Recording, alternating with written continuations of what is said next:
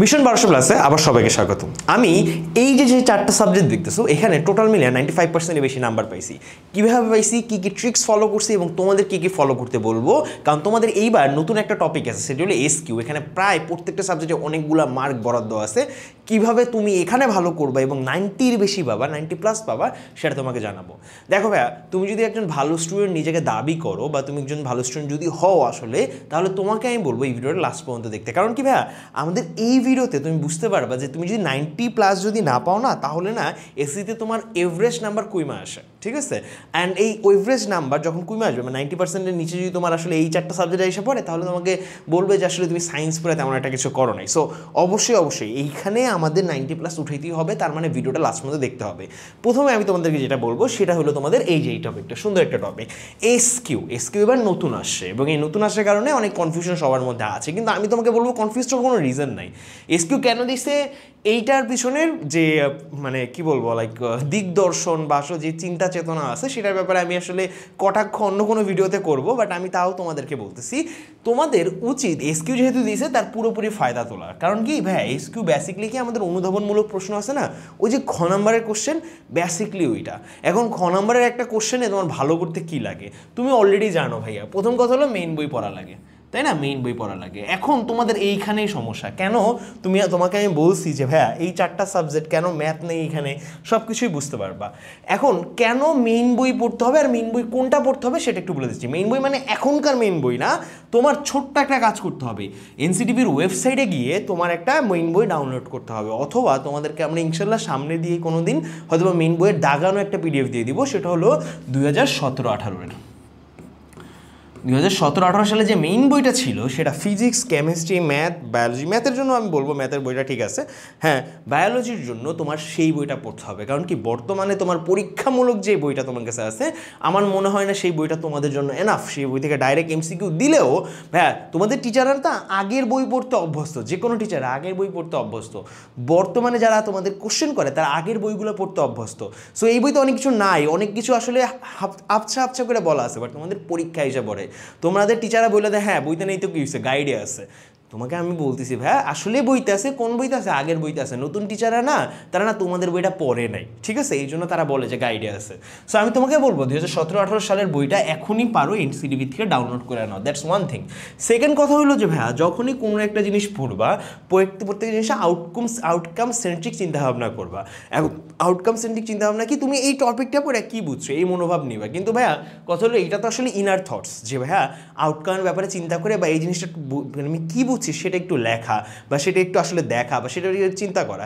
কিন্তু ভাইয়া আমি যদি আসলে পড়তে যাই বা আমি যদি আসলে প্র্যাকটিস করতে যাই, কী প্র্যাকটিস করবে, কী পড়বো সেটা আমাকে বলেন। আমি তোমাকে ডাইরেক্ট বলবো একটা চ্যাপ্টার তোমার রিডিং শেষ হবে, একটা চ্যাপ্টার মেন বই তোমার রিডিং শেষ হবে, ওই চ্যাপ্টারের খ নাম্বার জাতীয় যত ধরনের কোশ্চেন আছে সব শেষ করবা, সব শেষ। কোথা থেকে শেষ করবা, তুমি কিছুদিনের মধ্যে টেস্ট পেপার পেয়ে যাবে, অথবা তোমার কাছে যদি পুরোনো টেস্ট পেপার থাকে, টেস্ট পেপার ওকে, টেস্ট পেপারতে শেষ করবা। তোমাদের যে কোনো বই, আমি তো আসলে জুপিটার পড়ছিলাম আমার সময়, আসলে জুপিটার থেকে অন্যান্য সমস্ত গাইডই আমার মনে হয় ভালো। সমস্ত গাইডেরই একদম লাস্টে অনুধাবনমূলক কোশ্চেন দেওয়া আছে বা অধ্যায়ভিত্তিক অনুধাবনমূলক কোশ্চেন দেওয়া আছে, হ্যাঁ। এমনকি অধ্যায়ভিত্তিক এসকিউ কোশ্চেনও দেওয়া আছে, রিসেন্টলি কিছু গাইডে দেখলাম। যদি একবার অনুধাবন এবং এসকিউ কোশ্চেন পড়ে ফেলো, অনুধাবন পড়লে এসকিউ পড়া শেষ, এসকিউ পড়লে অনুধাবনমূলক কোশ্চেন তোমার পড়া শেষ হয়ে যাবে। এরপরে 3 নাম্বার যে টপিকটা বা 3 নাম্বার যে উপদেশটা তোমাকে আমি এই ব্যাপারে দিব যে এসকিউর ব্যাপারে, সেটা হলো যে ভাইয়া ওই যে বললাম না আউটকাম সেন্ট্রিক চিন্তাভাবনা, হ্যাঁ, ওইখান থেকেই তোমার 3 নাম্বারের জিনিসটা আসে। 3 নাম্বারে মেইন স্টার্টটা তোমার এভাবে করতে হবে। 3 নাম্বারটা যে ভাইয়া যখনই কোনো একটা জিনিস পড়বা, ওর একটা ছোট্ট একটা সামারি নিজের ভাষায় লেখার চেষ্টা করবা। এখন যদি ওইটার জন্য কম টাইম হয়ে গেছে, ওইটার জন্য আসলে টাইম চলে গেছে, সব কিছু তুমি পড়ে ফেলছো, বাট তোমাকে আমি বলবো যদি কোনো নতুন চ্যাপ্টার তুমি এখনও ধরো, তাহলে একটা কাজ করবা, যে টপিকটাই পড়বা না কেন ওই চ্যাপ্টারের মধ্যে, ওইটার একটা ছোট্ট একটা সামারি নিজের ভাষায় একটু গুছায় লেখার চেষ্টা করবা। ফর এক্সাম্পল অ্যাসিড ক্ষার বিক্রিয়া, যেটা আসলে তোমাদের কেমিস্ট্রিতে আছে, ঠিক আছে? অ্যাসিড ক্ষার সমতাকরণ বিক্রিয়া, এই ধরনের টপিকগুলো আছে। সো ওখান থেকে তুমি কী বুঝলা, মূল চ্যাপ্টার থেকে পড়ে তুমি আসলে কী বুঝলে একটু নিজের ভাষায় যদি লেখার চেষ্টা করো। এসকিউ যেখান থেকে যেভাবে যে অ্যাঙ্গেল থেকেই দেওয়ার চেষ্টা করুক না কেন, তুমি পারবা। খুব ফেমাস একটা ফিজিক্সের এসকিউর কথা আমার মনে পড়ে ভাইয়া, যে আসলে আমাদের একটা বস্তু যদি বৃত্তাকার পথে বৃত্তাকার পথে সমবেগে চলতে থাকে তাহলে তার ত্বরণ কত। এইটা কিন্তু সবাই দেখছো ভাইয়া, তুমি জানো এক্ষেত্রে তার কিন্তু ত্বরণ আছে, অনেকে বলে ত্বরণ 0, কিন্তু ত্বরণ কিন্তু দুইটা জিনিসের উপর ডিপেন্ড করে। কিসের উপর ডিপেন্ড করে? প্রথমত ত্বরণ ডিপেন্ড করে হলো তোমার দিকের উপরে, তারপর মানের উপরে। মানটা ঠিক আছে, সমস্যা নেই, চেঞ্জ হচ্ছে না, কিন্তু দিকটারও চেঞ্জ হচ্ছে। দিকটা চেঞ্জ হওয়ার কারণে কি? অবশ্যই ওই বস্তুটার ত্বরণ আছে। সো এই জিনিসগুলো তোমার কি করতে হবে? এই জিনিসগুলো একটু মেন্টালাইজ করতে হবে, একটু তোমাকে বুঝতে হবে, বোঝার চিন্তা ভাবনা করেই তো আমার ওই জিনিসটা পড়তে হবে। হয়ে গেল আমাদের এসকিউতে তুমি যদি এই স্টাইলে পড়ো, এই 3টা জিনিস ফলো করে তুমি যদি পড়ো ভাইয়া, আমি জানি সামারি লেখার অনেক দেরি হয়ে গেছে, বাট তারপর যদি চেষ্টা করো তাহলে তোমার পুরো প্রিপারেশনটা এখানে কমপ্লিট হয়ে যাবে। ওকে, আর তোমাকে এসকিউতে কেউ থামাইতে পারবে না। এসকিউ শেষ আমাদের, এরপরে আমাদের যেই প্রবলেমটা আসে সেটা হলো সিকিউতে ভাইয়া সবচেয়ে বড় প্রবলেম হলো আমরা না আসলে উদ্দীপক ধরতে পারি না। এখন তুমি বলো ভাই ফিজিক্স, কেমিস্ট্রিতে, বায়োলজি বা ম্যাথে আমরা উদ্দীপক ধরতে পারি না, মানে কি ভাই? উদ্দীপকে কি হিন্টস দেওয়া আছে এটা ধরতে পারি না, দ্যাট ইজ দ্য থিং। আমরা এটা বুঝাচ্ছি না যে তুমি উদ্দীপক বুঝতেছো না, আমি ওটা বুঝি উদ্দীপকে কী হিন্টস দেওয়া আছে সেটা তুমি বুঝতেছো না। কেমিস্ট্রির ক্ষেত্রে বিশেষ করে এটা হয়, ওই যে আমাদের একটা বিক্রিয়া দেওয়া থাকে, সেখানে আমাদের এই কাজটা বলা হয় যে কিছু জিনিসপত্র মিসিং থাকে, এই এলিমেন্টগুলো যেগুলো মিসিং থাকতেছে, এই মিসিং এলিমেন্টগুলো তোমার লিখতে হয়, এবং এই মিসিং এলিমেন্টগুলো ভাঙা কী হয়, বিশেষ করে জৈব যৌগে যখন তোমরা করো ভাই, মিসিং এলিমেন্টগুলো লেখা কিন্তু অনেক টাফ হয়ে যায়। অ্যান্ড অনেকে বলো যে ভাইয়া গাইড থেকে আসছে অথবা বই থেকে আসছে, ভাইয়া আমার না প্রভাবক মনে থাকে না, ভাই আমাদের টেম্পারেচার মনে থাকে না। সো আমি তোমাকে বলবো ভাই, ওই ক্ষেত্রে এই যে মিসিং এলিমেন্টগুলো যা কিছুই দিচ্ছে না কেন এখানে, এগুলো কি অ্যাটেনশন টু ডিটেলসের মাঝখানে পড়ে না? তোমার যদি ডিটেলসের উপরে মনোযোগ থাকতো তাহলে কি পারতা না? আমার একটা ছিল ভাইয়া, আমার একটা ছোট একটা চটি বই ছিল, আমি নিজে বানাইছিলাম। সেই চটি বইয়ের কাজই ছিল ভাইয়া যত ধরনের বিক্রিয়া, সূত্র এবং যা কিছু আমি না পারবো, না মুখস্থ থাকবে, না মনে থাকে, সবগুলো ওটার ভিতরে দেওয়া। ওটাকে আমি 1 পেজ নোট বলতাম। সো আমি তোমাকে বলবো একটা 1 পেজ নোট বানাও। আমার 1 পেজ নোট নিয়ে একটা ভিডিও তোমাদের জন্য পুরোপুরি থাকবে ইনশাল্লাহ, কিন্তু একটা 1 পেজ নোট বানাও, যেখানে ভাইয়া 1 পেজ নোটটা ডাইরেক্টলি তোমাকে যদি ব্যাখ্যা করি, 1 পেজ নোটের 4টা অংশ থাকে, ঠিক আছে? একটা চ্যাপ্টারের আমি কি মানে একটা চ্যাপ্টারে কোন টপিক আসলে আমার মনে থাকে না, একটা চ্যাপ্টারের কোন টপিক ইম্পর্টেন্ট যা পরীক্ষায় মাস্ট আসবে, একটা চ্যাপ্টারের কোন টপিক আমার ইনস্ট্যান্টলি আমার কি করতে, কোনো একটা কিছু বুঝতে বা উদ্দীপক বুঝতে সাহায্য করবে। এছাড়াও একটা টপিকের আমাদের কোন এমসিকিউ সিকিউ আমি পারি নাই, আমার ভুল হয়েছে, কোন ইনফরমেশন আমার মনে করতে ভুল হয়েছে, এই ভুলগুলো।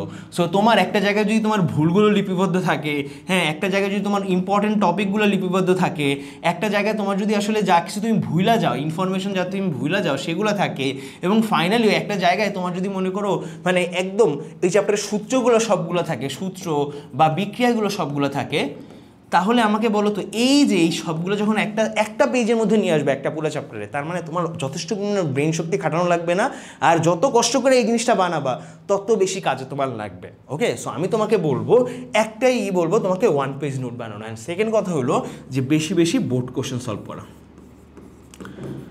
এখন বোর্ড কোশ্চেন সলভ করার একটা নিয়ম আছে ভাইয়া, তোমাকে একটু যদি সত্যি কথা বলি, বোর্ড কোশ্চেন সলভ করার নিয়ম আছে। বোর্ড কোশ্চেন আসলে 3 ধরনের সলভ করা যায়। তুমি আসলে অথবা তুমি মনে করো প্রত্যেকটা আলাদা আলাদা কোশ্চেন ধরে সলভ করতেছো, অথবা তুমি আসলে কি করতেছো, যে কোনো একটা বোর্ডের সমস্তগুলো সলভ করতেছো, অথবা তুমি একটা স্ট্র্যাটেজিক্যাল নিয়ম ইউজ করতে পারো। সেই স্ট্র্যাটেজিক্যাল নিয়মটা আমার কি, আমি যে কাজটা করতাম, ধরো মনে করো আমাদের 2018 সালের টিচারদের মেন্টালিটি এরকম ছিল, বা তখন সমসাময়িক অবস্থা এরকম ছিল যে টিচাররা একটু স্ট্রিক্ট ছিল, অ্যান্ড তারা না কোশ্চেন যখন করবে একটু আসলে গাঢ় আকারে কোশ্চেন করতো, তারা হলো নিজে বানায় দেওয়ার চেষ্টা করতো। সো এই মেন্টালিটিতে 2018 সালের সমস্ত কোশ্চেন সলভ করবো, কারণ কি আমার 25 সালে টিচারদের এখন মেন্টালিটি হলো, বা 26 সালে টিচারদের এখন মেন্টালিটি হলো, তারা একটু বানায় দিবে, বইয়ের ভিতর থেকে কোশ্চেন দিবে। যদি এরকম কোশ্চেন থাকে, তার মানে এই মেন্টালিটির সাথে মিলতেছে কার সাথে ভাইয়া? 2018 সালের সাথে মিলতেছে। সো আমি 2018 সাল 17 সালে এগুলো কোশ্চেন বেশি সলভ করবো ভাইয়া। তুমি যদি ওগুলোই ফোকাস করে এইভাবে, যে এই বছর আমাদের টিচারদের মেন্টালিটি কী, টিচারদের ফ্রিডমটা কী দিচ্ছে, মেন্টালিটি ফ্রিডম টিচারদের কতটুকু দেওয়া হচ্ছে, এগুলোর উপরে যদি বেস করে তারপরে তুমি যদি সিকিউ চুজ করো, কোনটা সলভ করবা কোনটা সলভ করবা না, তাইলে আমার মনে হয় তোমার জন্য ভালো হবে। তবে অলওয়েজ বলবো তুমি যখন বোর্ড কোশ্চেন সলভ করবা, প্রথম কথা হলো তুমি আসলে প্রথমে বোর্ড হেডলাইন সলভ করবা, ঠিক আছে? প্রথম কথা বোর্ড হেডলাইনগুলো সলভ করবা, কত সাল থেকে কত সাল, আমি তোমাকে এক্স্যাক্টলি সালগুলো বলে দিই, তুমি সলভ করবা। আমাদের জন্য 15, 16, 17, 18 অ্যান্ড পারলে 19, ঠিক আছে? 20 সালের পর থেকে তুমি যদি সলভ করো এটা পুরো তোমার উপরে, কিন্তু আমি তোমাকে বলবো আর্জ করবো 15, 16, 17, 18, 19 পর্যন্ত তোমার সলভ করা। যদি করো তোমার ইনশাআল্লাহ সিকিউ হ্যাঁ হুবহু কমন পড়বে না, বাট উদ্দীপকগুলো তোমার ভালো লেভেলের কমন পড়বে। ওকে, এরপরে তোমাকে যদি চলে যায় ভাইয়া আমাদের সিকিউ শেষ, এবার হলো এমসিকিউ। এমসিকিউর ক্ষেত্রে আমরা কি করবো? এমসিকিউর ক্ষেত্রে ওই যে আবার বলছিলাম না, প্রথম কথা, প্রথম রুল, হ্যাঁ মেইন বই রিডিং তুমি যদি পড়ো খুব সুন্দর করে 2017-18 সালের মেইন বই তুমি যদি খুব সুন্দরভাবে রিডিং পড়ো, আমি তোমাকে বলতে পারতেছি তুমি যতগুলো এমসিকিউ তোমার কাছে আসুক না কেন, শুধুমাত্র বহুপদীগুলো ছাড়া যেগুলো আসলে ওই যে থাকে না আমাদের বলে যে আসলে কি অনুভূত করছে বা এটার মধ্যে কি প্রকাশ পাইছে, এই সমস্ত বিষয়বস্তু ছাড়া বাকি সমস্ত ইনফরমেশনাল যতগুলো এমসিকিউ আছে, হ্যাঁ, এবং অনেক সময় নন ইনফরমেশনাল যতগুলো এমসিকিউ আছে সবগুলো তোমার বই থেকে দেওয়া হয়।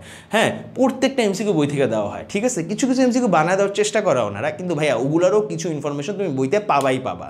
সো বইটা তুমি যত মনোযোগ দিয়ে ভালো করে ইন ডিটেলস পড়বা তত বেশি তুমি কমন পাওয়ার চান্স বেশি পড়বে। কিন্তু 2017-18 সালের বই, হ্যাঁ, এই 4টা সাবজেক্টের জন্য 2017-18 সালের বই, অন্য কোনো চ্যাপ্টারের বই না। সেকেন্ড কথা হলো যে ভাইয়া, হ্যাঁ সেকেন্ড কথা আমি তোমাকে যদি বলি সেটা হলো ভাই এমসিকিউ তোমরা অনেকে শেষ করতে পারো না। ফিজিক্সের ক্ষেত্রে সমস্যাটা হয়, তোমাদের অনেকের কেমিস্ট্রির ক্ষেত্রে, অনেকের ম্যাথের ক্ষেত্রে বেশি হয় এটা, ঠিক আছে? বায়োলজির ক্ষেত্রে এই ধরনের সমস্যা আমি দেখিনি যে বই মানে এমসিকিউ শেষ করতে পারতেছে না। সো তখন আমি তোমাকে বলবো যে ভাইয়া যারা এমসিকিউ সলভ করতে না পারো, মানে শেষ করতে না পারো, তাদের কয়েকটা নিয়ম ফলো করা দরকার, ঠিক আছে? কিছু ট্রিক ফলো করা দরকার। সেই ট্রিকের মধ্যে প্রথম যেটা আছে সেটা হলো সিলেকশন।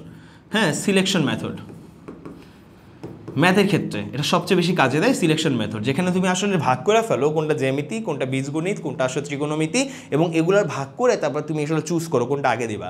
এই সিলেকশনটা করো তুমি 1 মিনিট বা 1.5 মিনিট বা 2 মিনিটের মাঝখানে। এই সিলেকশনের সময় তোমার যে সমস্ত এমসিকিউ ডাইরেক্ট হুবহু তুমি পড়ছো এবং বোর্ড থেকে আসে সেগুলো সলভ হয়ে যায়। সো মোটামুটি লেভেলের একসাথে তুমি যখন জাস্ট কোশ্চেনটা পুরোপুরি একটা চোখের দেখা দেখলা, ওই টাইমের মধ্যে তুমি অন্তত 10 থেকে 12টা অ্যান্সার করে ফেলো, হ্যাঁ, ওই কয়েক মিনিটের মধ্যে বা 2 বা 3 মিনিটের মধ্যেই। এরপরে যে পার্টটা থাকে ভাই, একটা হলো সিলেকশন মেথড, তারপরে হলো কি ওখানে ওই সিলেকশন মেথডেই তুমি আর একটা জিনিস করো যেটা হলো তুমি সিকিউগুলো আলাদা আলাদা টপিকে ভাগ করে দাও। এর মাঝখানে তুমি ত্রিকোণমিতি আগে দাও, বাট সবার আগে তোমার দেওয়া লাগে যে জিনিসটা সেটা হলো জ্যামিতি দেওয়ার পর তারপর ত্রিকোণমিতি দেওয়ার পর তারপর আস্তে আস্তে এইভাবে করে যেটাকে সবচেয়ে বেশি টাইম লাগবে ওটা সবার লাস্টে থাকবে, সবচেয়ে কম এমসিকিউ যে টাইম লাগে সেটা সবার আগে থাকবে। এভাবে করে এমসিকিউ সিলেকশন মেথডে তুমি আসলে খুব কম টাইমের মধ্যেই আসলে শেষ করতে পারো। কিন্তু ফিজিক্সের ক্ষেত্রে কিন্তু ওই জিনিসটা অনেক সময় কাজ করে না, কেমিস্ট্রির ক্ষেত্রে কাজ করে না। ওই ক্ষেত্রে আমি তোমাকে বলবো, হ্যাঁ ওই ক্ষেত্রে আমি তোমাকে বলবো আরেকটা মেথড ফলো করা যায়, হ্যাঁ, যেটা হলো অপশন টেস্ট মেথড। বিশেষ করে ফিজিক্সের ক্ষেত্রে আমি তোমাকে বলবো, এবং ফিজিক্স এবং ম্যাথ এই দুইটা সাবজেক্টের জন্য অপশন টেস্ট মেথড কিন্তু খুবই কাজে দেয়। অপশন টেস্ট মেথডে কী হয় ভাইয়া, তুমি আসলে ওই যেই মানটা বসানোর কথা ওই মানটা বসায় তারপর একটু দেখো যে আসলে ওই জিনিসটা মিলতেছে কিনা, অ্যান্সারটা মিলতেছে কিনা সামহাও।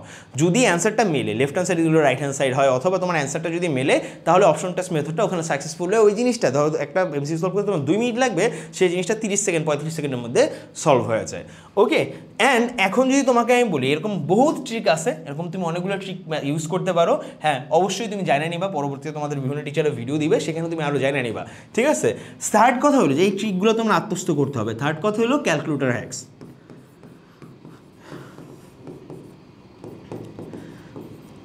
এখন এইটা শুধুমাত্র ম্যাথের ক্ষেত্রে, ফিজিক্সের ক্ষেত্রে, কেমিস্ট্রির ক্ষেত্রে, সবগুলো সাবজেক্টের ক্ষেত্রেই যায়। কিন্তু আমি তোমাকে যদি বলি ভাইয়া তুমি যদি ডাইরেক্ট অপিনিয়ন নাও, আমি তোমাকে বলবো হ্যান্ড ক্যালকুলেশনে তুমি যত বেশি ফাস্ট হবা লাইফে তত বেশি তুমি গ্রো করতে পারবে, ঠিক আছে? হ্যাঁ, calculator hacks is a must needed thing.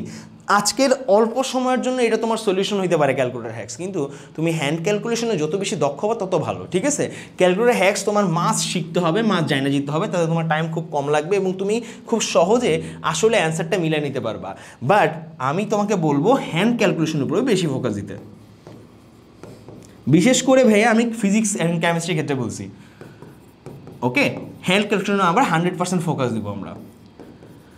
And finally আমরা যখন আমরা পড়বো মেইন বই থেকে বা যে কোনো জায়গা থেকে অবজেক্টিভ পড়বো, অবজেক্টিভ পড়ার ক্ষেত্রে আমরা একটা সিলেক্টিভ ওয়ে বাছাই করব, ঠিক আছে? আমরা বই দাগানোর অভ্যাস থাকে, হ্যাঁ, দাগানো বই,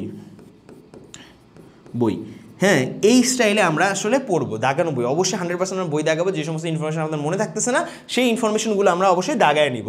5 নাম্বার সব দাগানো ভাজা, যা ভাই আমাদের ইনফরমেশন মনে থাকতেছে না সেটা। এবং 5 নাম্বার যদি তোমাকে আমি বলি এমসিকিউ তুমি যদি আসলে ঠিক করতে চাও, তাহলে 5 নাম্বার হলো কি ভাইয়া, ওই যে ভুল থেকে শেখা।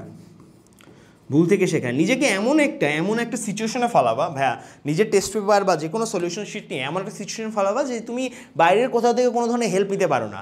এরপরে মানে একটা নির্দিষ্ট টাইম ধরে, ধরো আমাকে 30 মিনিটের পরীক্ষা বা 25 মিনিটের পরীক্ষা, ওখানে তুমি 20 মিনিট দিবা, 20 মিনিটের মধ্যে কী কী সলভ করতে পারলা না, কী কী ভুল হইলো, সবগুলোকে আলাদাভাবে নোট করবা। নোট করলে কী হয়, তুমি তোমার ভুলগুলো ট্র্যাক করতেছো, হ্যাঁ তোমার পারফরমেন্স তুমি ট্র্যাক করতেছো, কোন জায়গায় কী ঠিক করতে হবে সেটা তুমি ট্র্যাক করতেছো। তুমি যদি ট্র্যাক না করো তাহলে কিন্তু আসলে কোনো কিছু উন্নতি হবে না। আমাকে একজন বিশিষ্ট লোক বলতো, বাংলাদেশের একজন খুব বড় ধরনের নামী লোক বলতো যে শ্রমিক, তুমি যদি আসলে কোনো কিছুতে ইমপ্রুভ করতে চাও ওটা ট্র্যাক করা শুরু করো। হ্যাঁ, ওটা যত সিম্পলিফাইড বা যত বেশি জটিলই হোক না কেন ট্র্যাকিং সিস্টেমটা, তুমি আসলে এটা ট্র্যাক করা শুরু করো। তুমি যদি টাকা বাঁচাইতে চাও তাহলে ট্র্যাক করা শুরু করো যে তুমি কত টাকা কোথায় খরচ করছো। তুমি যদি আসলে শুকাইতে চাও তাহলে মনে করো ট্র্যাক করো তোমার ওয়েট কবে কি নামতেছে, কবে কি খাচ্ছ না সময় কিছু। তুমি যদি হেলদি থাকতে চাও, হ্যাঁ তোমার ডিটেলস, তোমার কোন ধরনের রোগ আছে কি আছে সমস্ত কিছু, এবং তোমার ওয়েট কত, তোমার হাইট কত, সমস্ত কিছু ট্র্যাক করা শুরু করো। এরকম করে তুমি যখনই ট্র্যাক করা শুরু করবা কোনো একটা কিছু, ওখানে তুমি উন্নতি করবা 100% গ্যারান্টেড। ওকে, ভালো করে ট্র্যাক করা শুরু করো। ওকে, তারপরে ফাইনালি আমি যদি তোমাকে চলে আসি, সেটা হলো প্র্যাকটিক্যাল। ভাই এখন অনেকেই তোমাদের মধ্যে প্র্যাকটিক্যাল নিয়ে অনেক বেশি প্যারায় আসো, আমি জানি না কেন বেশি প্যারায় থাকে। এই বয়সে প্র্যাকটিক্যাল নিয়ে প্যারা খাওয়ার কোনো রিজন নেই, কারণ প্র্যাকটিক্যালে তোমার অ্যাটলিস্ট 23 থেকে 25 নাম্বার তোমাকে দিয়ে দিবে, 25 দিয়ে দেয়, ঠিক আছে। অনেকে 23 পায়, কারণ আমি 23 পেয়েছি। হ্যাঁ, আমাকে প্র্যাকটিক্যালে সব জায়গায় 23 দেওয়া হয়েছে, প্রত্যেকটা প্র্যাকটিক্যালে 23 দেওয়া হয়েছে, এমনকি আইসিটিতেও 23 দেওয়া হয়েছে। কেন 23 দেওয়া হয়েছে? কারণ আমাদের সাথে পাশের স্কুলের তেমন একটা ভালো সম্পর্ক ছিল, যেখানে পরীক্ষা দিয়েছি আমি। ওকে, এখন আমি আমাকে বলবো আমার কি মৌখিক খারাপ হয়েছে? না, আমাদের প্র্যাকটিক্যাল একটা রিটেন টেস্ট হয়েছে, একটা মৌখিক হয়েছে, হ্যাঁ, এবং তারপরে মোটামুটি লেভেলের কি বলবো আমাদের মৌখিক হয়েছে, এবং হ্যাঁ এরপরে আমাদের ছোট্ট একটা কি যেন হইলো, এটাকে আসলে খাতা জমা দেওয়ার সেরিমনি বলে। খাতা জমা দিয়ে আসছি টিচারের কাছে, টিচার কিছু কোশ্চেন করছে, বাসা কোথায় জিজ্ঞেস করছে, তো এইগুলো পুরো আলাদা জিনিস। কিন্তু আমাদের প্র্যাকটিক্যালের মৌখিক এবং রিটেন এই দুইটা কিন্তু আমাদের হয়েছিল। সো আমি তোমাকে যেটা বলবো, প্র্যাকটিক্যালে ম্যাক্সিমাম স্কুলে এগুলো কিছুই হয় না, তোমাকে অটো মার্ক দেয়। কিন্তু তারপরে যদি বলি, তোমার যদি ভাগ্য আমার মতো হয়, যেখানে তোমার একটা এক্সামে বসতে হয়েছে, তোমার আসলে লিখতে হয়েছে, তোমার পরীক্ষা দেওয়া লাগছে, তোমাকে আবার বলতেছে ওই একটাই সলিউশন, মেইন বই রিডিং, ঠিক আছে। কবে থেকে কবের মেইন বই ভাইয়া? 2017 থেকে 19-এর মধ্যে বা 18-র মধ্যে, 17-18 যে মেইন বইটা আছে সেটা বের করো, রিডিং পড়ো, যদি পারো 17-18 যে বইটা আছে, যে বইটা পারো, তাহলে রিডিং পড়া শুরু করো। ওই বইটা থেকেই তোমার প্র্যাকটিক্যাল যত ধরনের কোশ্চেন আছে সবগুলোই আসবে, ঠিক আছে। এখন তুমি আমাকে বলছো ভাইয়া এখন প্র্যাকটিক্যাল কোশ্চেন তো আলাদা জিনিস। ভাইয়া তোমার স্যাররা যখন মৌখিকে জিজ্ঞেস করে কিছু, তখন আসলে কি জিজ্ঞেস করে ভাইয়া? ওই বই থেকেই বেসিকগুলো জিজ্ঞেস করে, ঠিক আছে। এবং স্যাররা যখন বলো ওই যে লিখতে দেয়, হ্যাঁ লিখতে দেয় তোমার প্র্যাকটিক্যাল, কিন্তু ভাইয়া লেখার সময় ওটা না দেখা লেখা যায় অনেক বেশি, সবাই দেখা লেখে এবং মেন ক্ষেত্রে দেখা লেখে। আমি তোমাকে বলতেছি না আমি টিচার হিসেবে যে তুমি দেখা লেখো, বাট হ্যাঁ তুমি মোটামুটি লেভেলের, ওইখানে এমন আহামরি কিছু না যে তুমি পারবা না, যে কোনো স্টুডেন্টে পারার কথা, ঠিক আছে। সো আমি ওখানে তোমার নিজের উপর ছেড়ে দিলাম, বাট মৌখিকের ব্যাপারে তোমার একটা নাম্বারটা ওখানে বেশি কাটে। সো মৌখিকের ব্যাপারে আমি তোমাকে বলবো অবশ্যই মেইন বইটা পড়ে ফেলো, ইজিলি তোমার 25 এসে পড়বে। Okay, that is all. Thank you so much for being here ভাইয়া। তোমাদের সাথে আবার দেখা হচ্ছে আমাদের পার্ট 4-এ, যেখানে আমাদের ব্যাখ্যা করব পরে যে জিনিসটা লাগবে তোমাদের জন্য। সো আমাকে একটু কমেন্টে তোমরা জানায় দিবা যে এরপরে তোমাদের মিশন 1200+ আর কি তোমরা জানতে চাও। তোমাদের কমেন্ট থেকেই কিন্তু আমরা সব কিছু নিয়ে আসতেছি। ইনশাল্লাহ দেখা হচ্ছে নেক্সট ভিডিওতে।